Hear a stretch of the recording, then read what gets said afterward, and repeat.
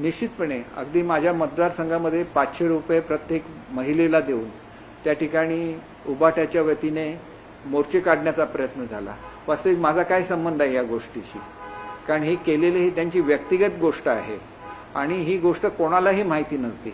माझ्याकडे एखादी तक्रार आली असेल आणि त्याची मी दखल घेतली नसती तर माझा दोष मी मानू शकलो असतो किंवा त्यांना वाचवण्याचा कुठलाही प्रयत्न मी केला असता तर तो मनुष्य दोषी असू शकतो. केवळ ओळख असल्यामुळे ते करत असलेल्या वाईट कृत्यांशी आपला संबंध नेऊन जोडणं हे संपूर्णपणे चुकीचं आहे. आणि हा सगळा प्रयत्न उबाटाकडून होतं.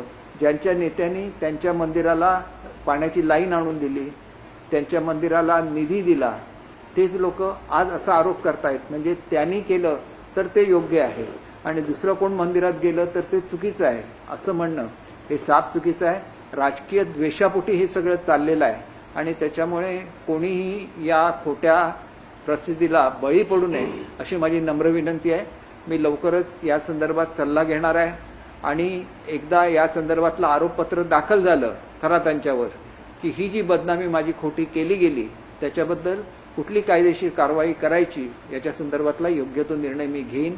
परंतु अशा रीतीने सार्वजनिक जीवनामध्ये अत्यंत ज्यांची चांगली प्रतिमा आहे ती प्रतिमा मलिन करण्याचा प्रयत्न हा अतिशय चुकीचा आहे असं माझं ठाम मत आहे.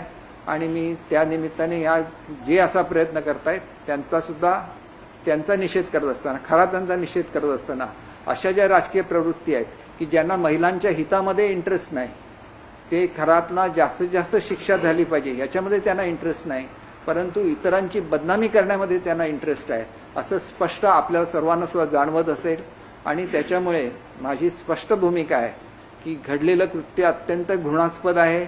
याचा निषेध प्रत्येक व्यक्तीने केला पाहिजे आणि कठोरातली कठोर शिक्षा ही त्या खरातनं झाली पाहिजे अशी माझी ठाम भूमिका आहे.